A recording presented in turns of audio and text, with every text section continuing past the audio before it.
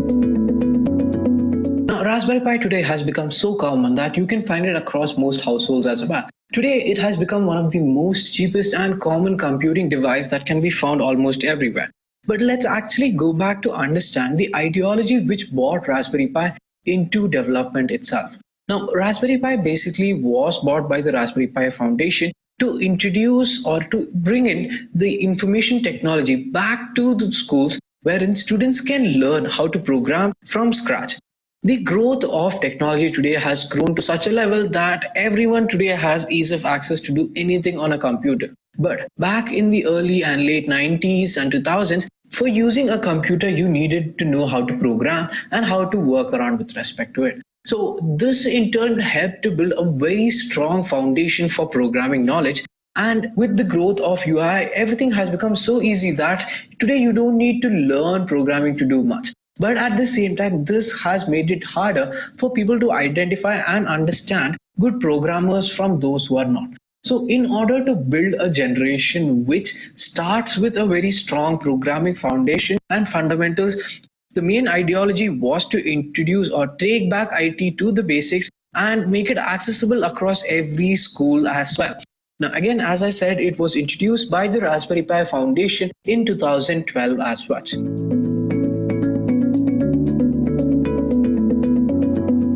Now, moving forward, what exactly is Raspberry Pi? Now, this is one of the questions most of you would have across your mind as well, because you might have heard about Raspberry Pi, but you might still not have a clarity. So let me help you clarify that right away. Now, as per the definition, Raspberry Pi basically is a series of various small single board computers which actually have additional features as Bluetooth, Wi-Fi, USB capabilities, general input-output ports, and so forth.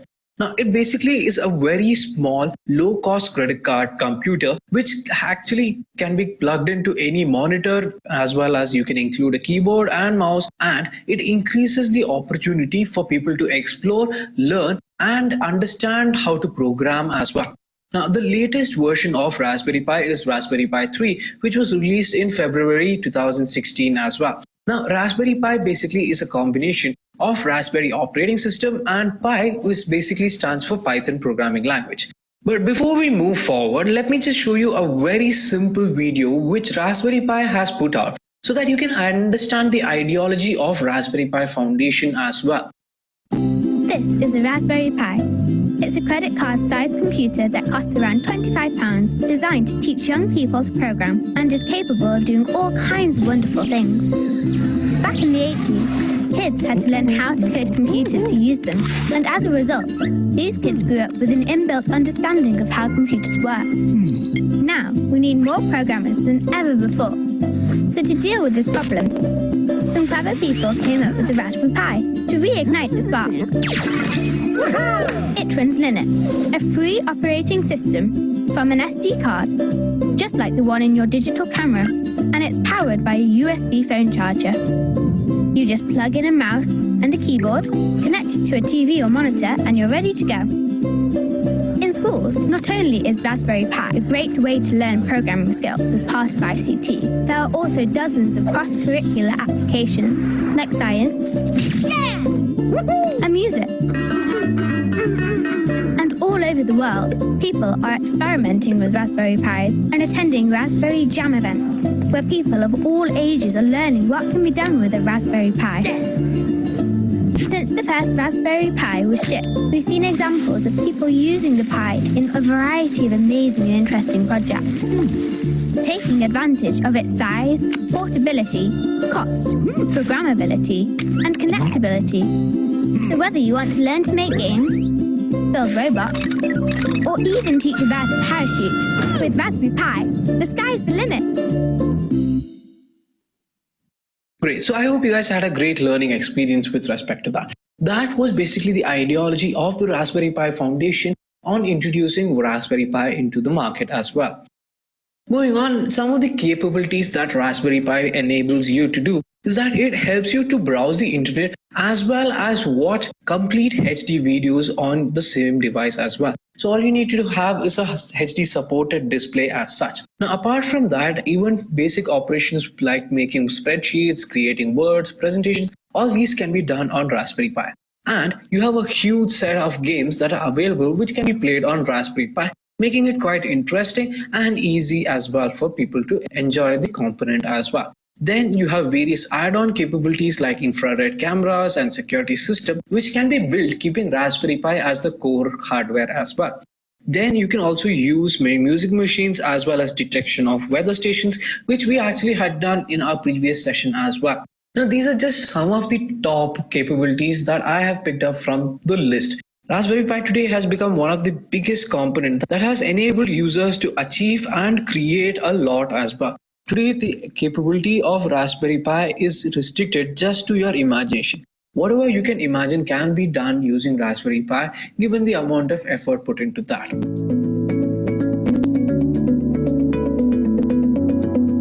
Now moving on, let's look at the Raspberry Pi hardware as well. Before that, let me show you how I would be using a Raspberry Pi as part of this tutorial session. So let me just give you a simple overview of the component as such. Now what you're basically seeing is that the Raspberry Pi hardware. So let me just switch over the camera and let me show you the Raspberry Pi. Now here what you're seeing is the Raspberry Pi 3 hardware as such, and this is your processor and system on chip, which is an Adreno A53 processor. Now, two important ports here is the CSI port, which is the camera serial interface, wherein you can connect camera directly to the Raspberry Pi, and the DSI port, which is the display serial input port. Okay, now let me just flip this over slightly. And if you see, this is a 2.5 mm micro USB connector. So your standard mobile charger can be used to charge the Raspberry Pi, and this is a standard HDMI port for display. So your standard TVs and monitors which have an HDMI support can be used to become a video interface for that. Then you have an audio jack which is used to connect your audio inputs. Now let me just flip this slightly over and let me just zoom out a bit. Now if you see, we have an Ethernet connector following which there are 4 USB slots as well. So when you see here, there's a 40 pin general input output pin present here. So this is something that's quite interesting and configurable from your Raspberry Pi software, where you can configure for what each purpose pins can be used, which we'll be seeing a little ahead. Now the final thing that I want to show you is behind here. When you flip backside, so there is a micro USB slot present here. This is mainly to insert your memory card, and when I say memory card, I would generally recommend at least a 16 GB memory card. This is mainly because the operating system in itself is about 4 GB, and if you use an 8 GB, then what happens is there's very less storage space for your operating system to work on as well. So a 16 GB memory card would be really helpful, and one thing that you want to see is this is an Evo class, which is something similar to a class 10 memory card. So if you're getting a memory card, make sure it's at least a class 8 or class 10 memory card so that you can have high disk read and write processing. Now coming back. Now moving ahead, let's just skim through the various changes that has happened over the hardware of Raspberry Pi. Now we are not going to devote too much time into this because this is a completely in detail session. However, I would be stopping at these slides for 10 seconds. So if you wish to know more, you can pause the video and get a complete look as well.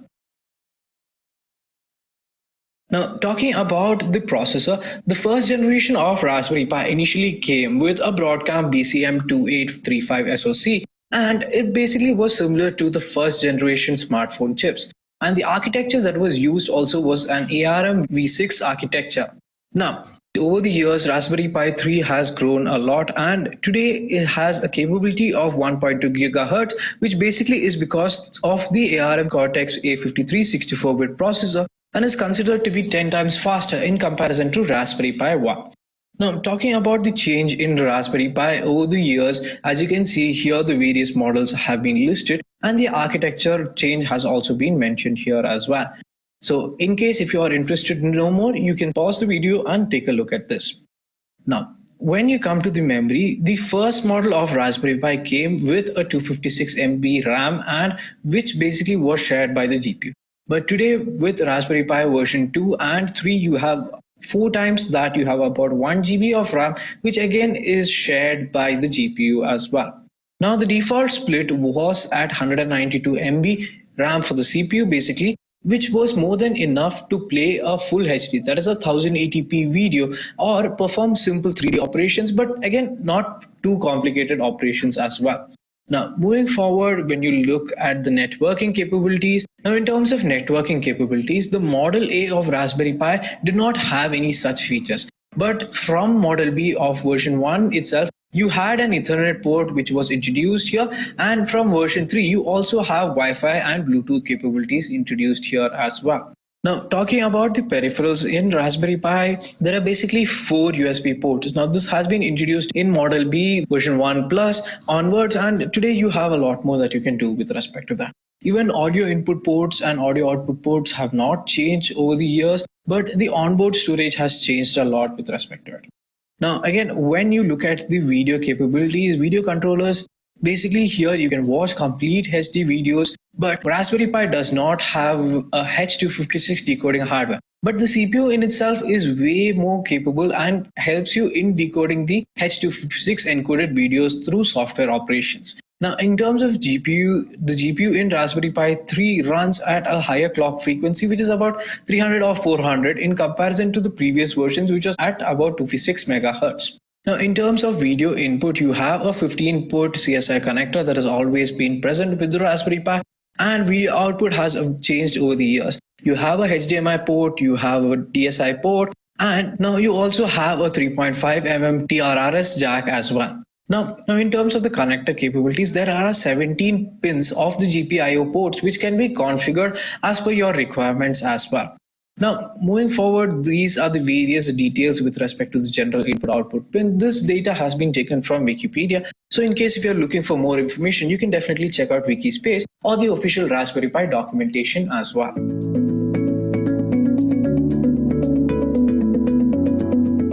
Now, coming down, let's begin the Raspberry Pi installation process here. Parts. First, let me help you understand the different operating systems that are available at present. Okay, Raspberry Pi in itself supports multiple operating systems as such, but we'll mainly be working on Raspbian. Okay, so these are some of the most popular operating systems supported on Raspberry Pi. So you have RIS OS, you have FreeBSD operating system, you have NetBSD operating system. Plan 9 is again from Bell Labs, as well as Windows has its own Windows 10 of IoT version. Okay, so for this session, we're not going to go into the Windows 10. We'll stick to the core Raspberry Pi operating system. Now, for downloading the operating system, you can go on to the original site, that is raspberrypi.org, and there in the Downloads tab, you can download the operating system. Let me just show it to you. Okay, so this is the Raspberry Pi homepage, and here if you go on to the download section, you can download the operating system.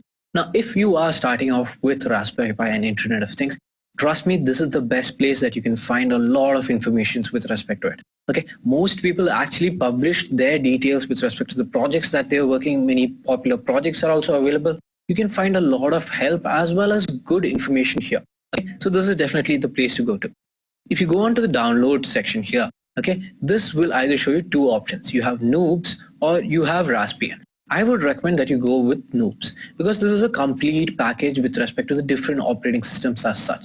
So here again, you have Noobs and Noobs Lite. So my recommendation would be you download Noobs and make sure you're using a 32 GB memory card. Okay, this would be really helpful because it gives a lot of memory for your operating system. So in case if you're going for a 16 GB or below, I would recommend you go with the Noobs Lite. But make sure you keep the bare minimum of 16 GB in case if you're working with Raspberry Pi. But do not mistake me when I say use a 16 GB memory card. You can install it on an 8 GB as well. But again, the operating system has less memory to work with. So at least go for 16 or higher. 32 is what I would recommend to. So once you download this zip file, or you can even download it by a torrent. Okay, but I would recommend download it as a zip file. Let me show you the file. So this is the Noobs file. Let me extract this. Okay, it may take some time. Okay, it's about a 1.5 GB file. Okay, the Lite version is slightly lower in comparison, but this is something that I would recommend in case if you're working with Raspberry Pi. Okay, so I have my Noobs folder here. So what you need to do is that you need to copy everything inside the Noob folders and then paste it inside the SD card. Okay, make sure you're not directly copy pasting the folder that you have extracted. So what happens is if you do that, it does not actually recognize the operating system as part of the Raspberry Pi. So copy everything that you have extracted and then directly paste it inside the SD card. Now again, this is why I recommend that you use a high-speed memory card, because in case if you're not using it, then what happens is that it takes a lot of time with respect to fetching the data. Okay, now as I had mentioned, if you're going for a memory card for your Raspberry Pi, you can use something like a 16 GB at least and make sure it has a high transfer speed. So this in turn will give you a lot of memory area to work around with, as well as I would recommend you take something like a class 10 memory card that is available in the market today. So these have a very good read and write speed ratio. So definitely this is something that you should consider while you're getting a memory card for your operating system. Okay, now once we're done copying with this, let's go on to install this memory card onto our Raspberry Pi, and let's begin the installation process. Okay, so now we've successfully copied all that is needed for our operating system. So safely remove this, make sure you're ejecting it safely. Because sometimes what happens is if you do not safely eject it, the files get corrupted before you load it into your Raspberry Pi. This is a certain issue with respect to the memory cards. So just eject this. Okay, so this is my Raspberry Pi. And if you actually flip it over, this is the slot where you have to insert the memory card. Now we've copied the noobs folder into this memory card. Again, let me just insert this into this and let's begin with respect to the installation process. Let's begin installing this memory card onto my Raspberry Pi and start with the setup. So let me just turn on my Raspberry Pi. Okay, so this is the screen I'm getting by default. Now what happens is the installation step initializes, so the Raspberry Pi is getting loaded. Now there are two operating systems that are present here by default and we want Raspbian. So let me just select Raspbian and click on install option present here. Now if you see here, it basically is telling me that it requires 4.5 GB. So this is why I was recommending you to get at least 16 GB or more. Because if I have an 8 GB memory card, if 4.5 GB goes off with the operating system itself, then there's not much memory left for me to work around with. Now let me just click on install. Just before I do that, in case if you are using a different language or if you want to use a different keyboard as well, you make sure you're specifying that. Okay, so there are different languages present here, so choose the corresponding language as per your requirement. Once you've selected that, just click on install, and this is just basically going to ask you whether you want to format your data and install the operating system on top of this. So click on yes, and the installation process has begun. Now it may take some time, so I request you to be a bit patient because this is an operating system installation process. So please be a bit patient and hope you have fun meanwhile.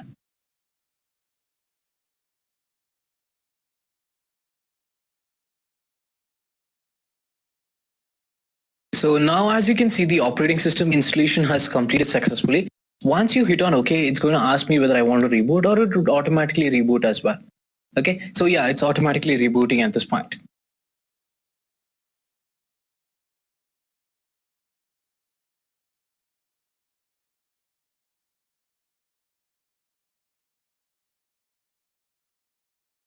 Okay, now as you can see, the Raspberry Pi operating system has successfully been installed. Okay, so this is what your Raspberry Pi operating system would be looking like. Okay, so this is Raspbian as such. So there are different operating systems that are available today for you to install that we have discussed already. Now that we've installed Raspbian on our system, let's look at some of the accessories which can be used with Raspberry Pi. Now, one of the most popular and interesting accessory to Raspberry Pi is the Sense Hat.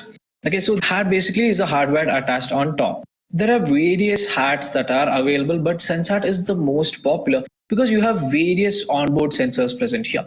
You have a temperature, humidity, and pressure sensor present here, as well as a gyroscope and a joystick also present here. Apart from this, the reason that it is quite popular is because it has an 8x8 LED matrix display that is present to it. So let me just switch over and show you the SenseHat component as well. And okay, so here you can see the SenseHat. Now how it is slightly different from the other accessories is because it's got an 8x8 LED matrix present here, which can be used for displaying various things. And we will also be seeing how you can display this as well.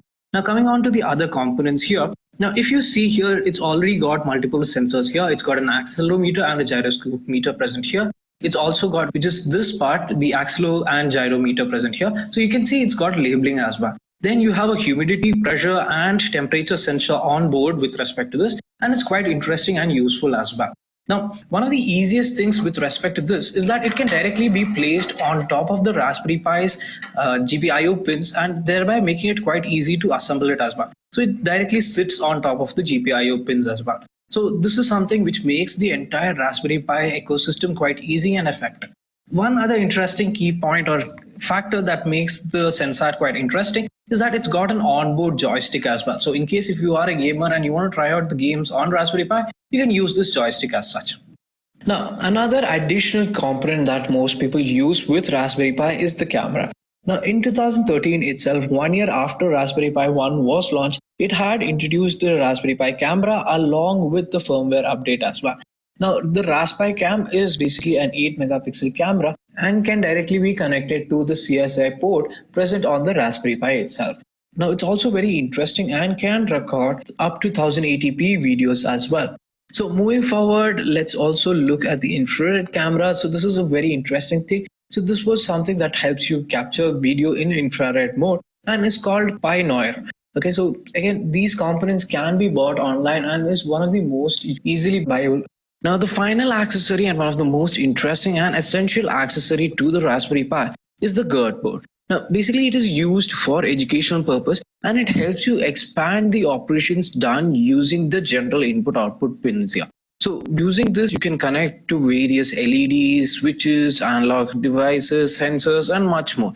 This also helps you connect to Arduino, which is also another DIY hardware device which has gained a lot of popularity, but in comparison to Raspberry Pi, Arduino is still a growing stage. Moving on, let's begin with our Sensat tutorial. And what we'll be doing is we'll be exploring 5 different demos to understand how the Sensat component can be used effectively. Now, the first thing that we'll be doing is we'll be implementing a very simple code and we'll be trying to display a certain letter on top of the Sensat. Okay, so I'm going to display E and D, but the value of that color is going to be generated by random. Okay, so let me just run you through the code that's present here. So the first line is from Sensat import sense. So what it basically is doing is that it's helping you import Sensat and establish a connection to the Sensat component. We're going to use time for mainly sleep function and random for generating a random integer. Now what I'm doing is that I'm initializing the Sensat, which is sense equal to Sensat basically initializes it. Then what I'm doing is that I'm generating a random integer between the range of 0 to 255. Now for those of you who would have guessed why I'm doing this, definitely this is because the RGB value lies in this range. So it's somewhere between 0 to 255. Then what I'm using is that I'm using a Sensat function which is show letter, and then I'm specifying which letter it needs to show, and I'm going to specify the color combination. So this is the RGB values present here. Okay, so it's going to show the letter E and it's going to create a random input with respect to that same. Okay, then it's going to sleep for 1 second, again generate a new random integer, and then it is going to show D. Okay, so again it will sleep and then it's going to clear. So let me just show you this to you practically. So now what I'm going to do is that I'm going to connect to my Raspberry Pi using VNC network. So it's a virtual network which I'm connecting it to because it's not quite easy for me to record the video on the Raspberry Pi. So I'm going to use VNC server for that. And I'll just give you a simple idea of how you can connect to VNC server to your Raspberry Pi as well. Now, one essential thing that if you are connecting to the VNC server, then you both need to be on the same network. Okay, so what I've done is that I have used a hotspot connected both my Raspberry Pi and my laptop to the same network. So in case you are wondering how to connect to your Raspberry Pi via remote server, this is how you do it. Just go to your settings, go to preferences, you have Raspberry Pi configuration here. Now in your interfaces, make sure that VNC is enabled. Once you've done this, then VNC server gets enabled, and onto your system just download VNC server and VNC viewer, and you can connect to your Raspberry Pi quite easily. Okay, so let me just show you the code which we're going to be executing. Now it's the same that we have seen earlier, so let me just make a small modification to this. So this is our code. Again, as we have seen, we are first initializing the Sensat with sense equal to Sensat, then we're generating a random integer, and then we're showing a letter E on that. So let me just change this. Let me just set it to 0. And let me just copy this once more. And I'll also show a third combination here as well. So I'm just generating a random value between 0 to 255, and I'm displaying based on that color letter E, D, and F. Okay, so let me just save this once. So let me show you the output that is going to be displayed on the Sensat as well. So let me just execute the program. Okay, now let me just switch over to the Sensat so that you can see the output. It's a red E, a green D, and a blue F as well. So this is what. So based on the inputs that I have given, it has displayed a certain letter on the Sensat LED display as well. So let's go back to our presentation and look at the next program that is involved here. So the next program basically is going to display an image. Now what it does here is that it basically is going to display an image that gives you a complete idea of the various color combinations possible on the Sensat as well. So what I've basically done is that I've identified the RGB colors: red, orange, yellow, green, blue, indigo, violet, and E stands for empty, which is null. Okay, and based on this I've created a random matrix here, but each of these values defines for a pixel of the Sensat. Now as I have mentioned to you earlier, this is an 8x8 LED matrix, so each of these values is for one of the individual pixels themselves. And with respect to how they start, the numbering starts from left top position. So accordingly it goes in a row by row manner. Okay, so let me just show you the output for this as well. So this is our program, and let me execute this and show it to you.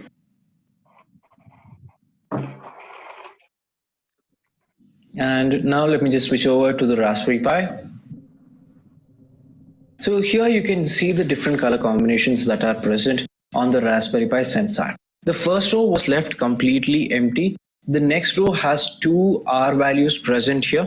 So this is how it has been defined. If you notice the code here, there are two R's following by three empty spaces. And before that also, if you can consider three empty spaces, that is one row. So every specific value is pertaining to one specific row as such. Now coming back to our presentation. So the third one is quite interesting. What we're basically going to do here is that we're going to rotate a letter based on the different orientation of the screen. So let me show you how this is done rather than just tell it to you. So what we're basically going to do here is that we're going to rotate a letter J on different angles as well. So we've defined the different angles: 0, 90, 180, 270, and these are the various angles which is going to rotate for. Okay, I'm going to run a for loop where it rotates the same on different angles as well. So let me just show you that. So just let me add sense.clear here. Now, the reason I'm doing that is mainly to ensure that the Sensat is cleared after the rotation process. So let's execute this. Let me switch over to the Raspberry Pi, and if you see here, a J has been displayed and it's rotating. Okay, it has stopped. So let me just rerun this once again.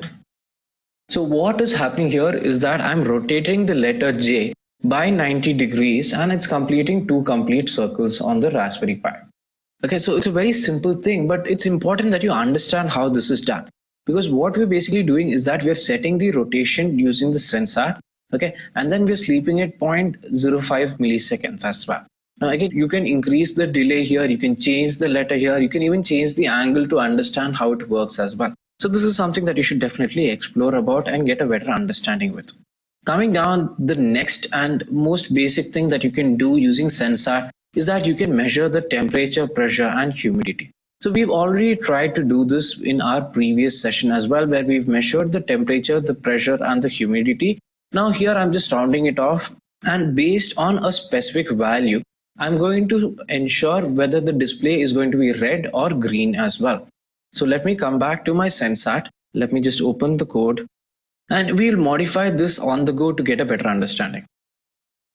Let me explain the code once again. So first I'm establishing a connection to the Sensat. Then I'm running an infinite loop where I'm getting the temperature, the pressure, the humidity. I'm rounding it off. And if the temperature is above 36, so this is just a value that I have set, then the background color should be green and the color of the text should be complete white.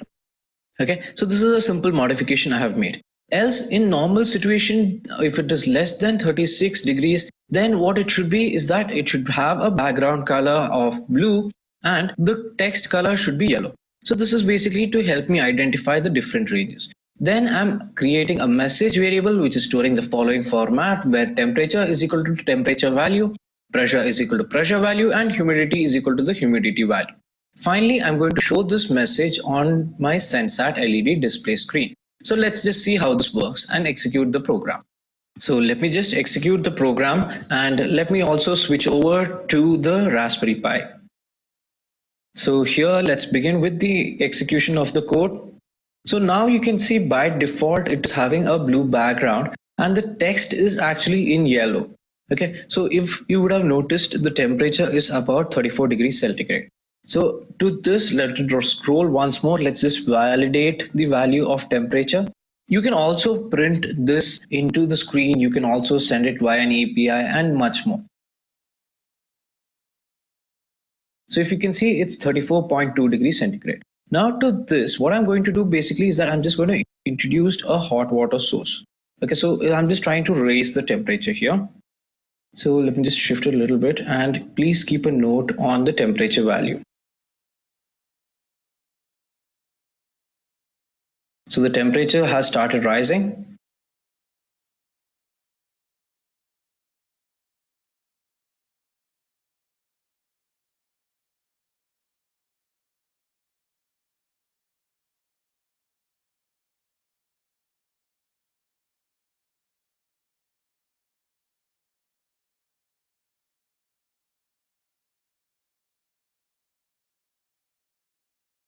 So it is taking some time. I think the water has cooled down a bit. All right, so it's started. Now the color, background color has changed from blue to